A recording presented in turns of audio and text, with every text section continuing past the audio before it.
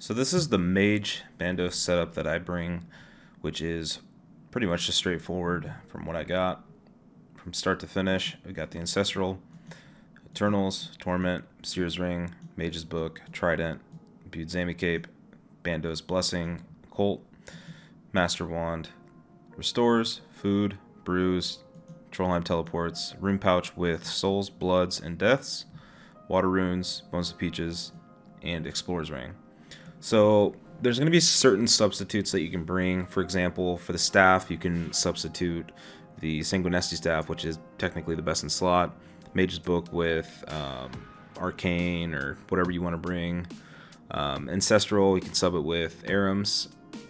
You might hit a little bit less and do a lot less damage. For example, I used an Arams top right before I had the Ancestral Robe top and was doing pretty fine.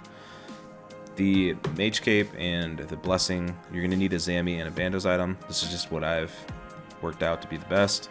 And then if you do die, you just bring a Bandos book, you keep the cape, and then kind of just run back with that. Seer's Ring you can swap out with the Brimstone Ring, which I'm not 100% sure if it is best in slot. It sounds like it is at the current moment. It does have like a chance to ignore, I believe it's 10% of the opponent's defense or magic defense, and it's just a little bit less stats than a Seer's Ring. Seer's Ring I still think is still more accuracy, which helps with barraging. And then for the Master Wand, you just sub that out with a Kodai. Now, Kodai, you don't have to bring Water Runes, so you can bring an extra switch, and you just swap to your Kodai to barrage.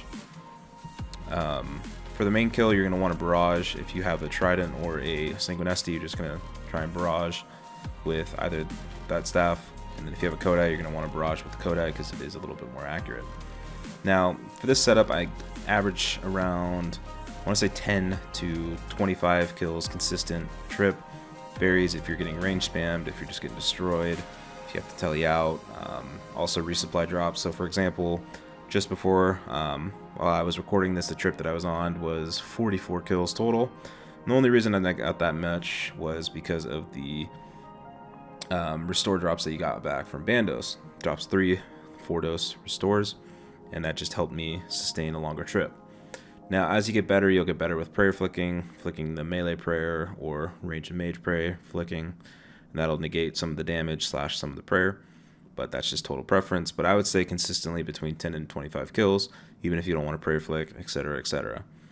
So this is the gear setup, and then I'll go over the first 3, what I call first freeze, second freeze, and third freeze in the next clips. So for starting Bandos, you're going to want to be in the southwest corner, right next to the door. You're going to want to be on long range, and your quick prayers to range and a mage prayer, preferably augury, right? So you're going to get 2 attempts to freeze Bandos as he walks. You're going to get 1 free, and then the second one, as you're casting the second one, you're going to want to protect from melee and run through and then back to range if you splash. So I'll show you right now. So we caught the first freeze, so we'll immediately go to the melee minion. So this is the best case scenario for the melee minion. Sometimes he will walk right next to you. If he does, you'll freeze him here, walk right under, and you'll be fine. But for an example for this kill, all you're going to do is just basically sit in this corner. Once he walks close, you're going to run to the opposite, flick melee, back to range. Like so. And then you're just going to try and get another freeze. So you get a freeze there. Mage minion comes down. To stack these up, all you do is run into this opposite corner. So once you pass this square right here, just 1 square off in the corner, they will stack. So I'll show you. We're currently off tick, which is good.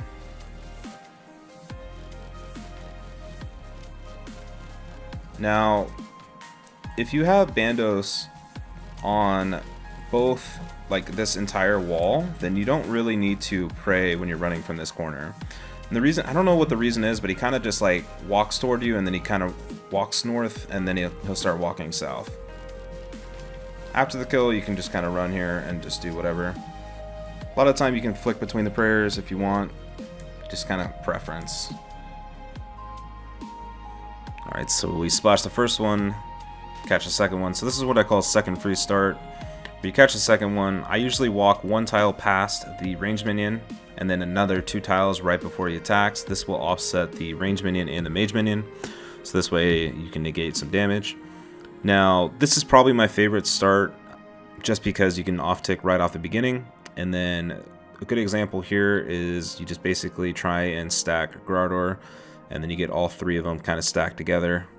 Melee minion's a little bit further, I believe. He might be stacked here. But then again, we drag the mage down on top of the range minion, and then you're just good to go. Now the big thing is whenever Grardor is on the south wall, you can just run to the opposite corner and he's not going to melee you here.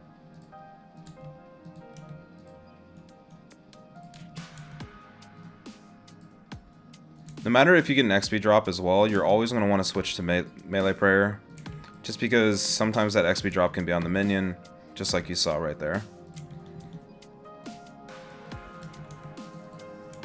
Now, whenever Grardor is stuck on this pile and I'm in this corner, I always run to the north corner, and the reason is, like I was explaining before, if he's on this wall, then you get to skip an attack.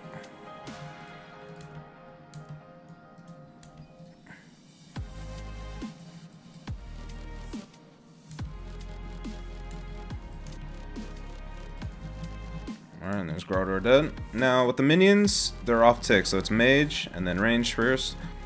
Now, this varies.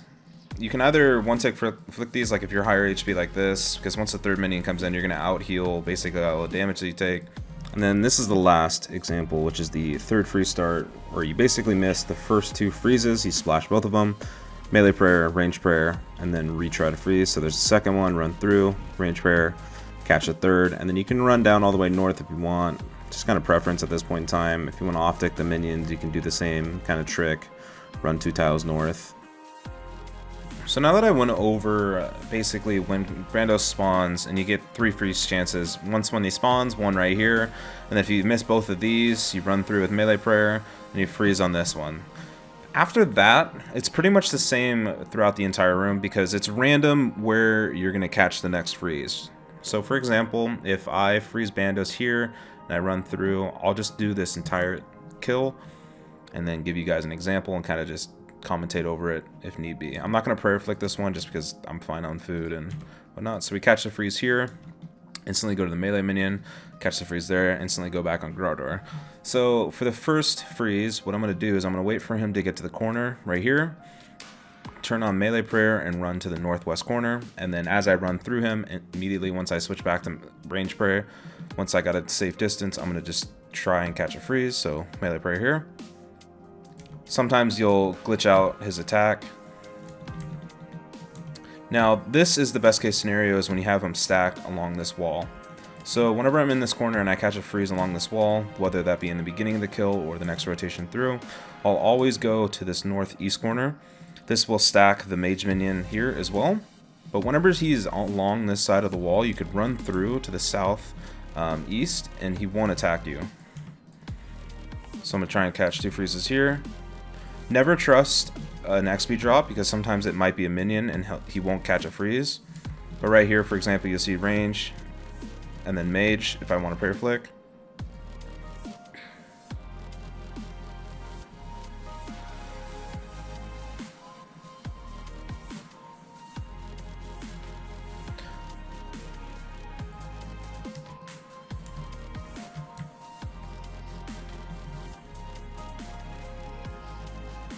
I normally never really worry about the melee minion when I'm kind of flicking or healing. It's mostly just the range. Even mage, if I'm full HP like this, a lot of time I'll just keep this on and one-tick flick, because my HP is already full. But whenever I'm low, for the most part, I'll try and keep the flicks even post the kill, because that way you get more HP to heal up on and you're not losing much. But as you can see right here, full HP, got all the minions down. Still got about a minute left. So what I do from post-kill, I usually just turn run off if I got enough time, collect all that I need, and then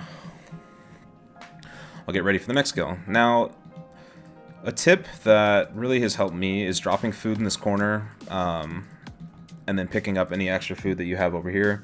And then what I'll do is I'll drop the food in the corner over here, go back to this side, and then drop about 10 to 15 seconds before Bandos spawns, and then run back to this corner. So, for example, I'm going to bring these 3 chili potatoes actually to the east side. 15 seconds, I'm going to drop 3 of them.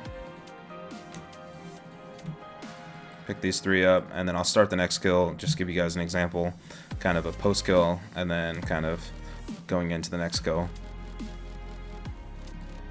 So we catch a freeze at the beginning.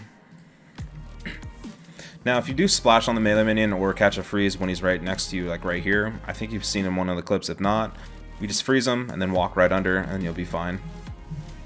Now, what I kind of want to show is if you do want to off-tick these range and mage right away, there's two ways. So you can either just catch a freeze like this, and this is usually on the third freeze or the second freeze, but I wanted to show it here. So if you stand the same tile as the ranger and then move one north, you'll be good, and then any tiles after north, you'll drag the mage. So right as they attack, right before they attack, you'll drag the mage, and then they're off tick. Quick note here, as you see in this clip, as I drag the mage down, they actually go back onto the same tick. It's not that big of a deal. Sometimes it does happen. You just run too far, run too close, and it will off tick, or same tick, vice versa. In order to fix this, if this does happen, if they do go back onto same tick, you just basically ice blitz one of the rangers or magers after you barrage Grardor, and they just walk under the one that's ice blitz, wait for one to attack, walk out, and then they are all off tick again. Now, another rule of thumb is that you need to wait about 3 seconds before you catch a freeze again on Grardor. And the reason being, it's just if you catch a freeze, it won't hold. It's kind of like some kind of cooldown timer thing. But whenever you catch all the minions and kind of Grardor like this, you can just blood barrage it, and it's a really good stack if you need heals. So right here, like I said, you don't really need to pray melee along this wall. I would in the beginning if you're not comfortable with it. And then sometimes when you catch a freeze, pretty much in this general area, the food here. So like, let's say for example, you're getting destroyed by the mage minion, or you got already range attacked in the corner, and then this corner, and then this corner over here, you have some food to pick up here. Now, rule of thumb, I never really stay in this corner. I always run to this corner. Let's say I had him here, and then I run to this corner. We'll just stay right here in this corner till he unfreezes, try and catch a freeze, and then run back through, and then just repeat the kill over. So it's literally just the same kind of just repetition. Just the beginning kind of negates what you're going to do throughout the kill. Bandos is pretty simple once you get the hang of it. And yeah, wish you guys the best.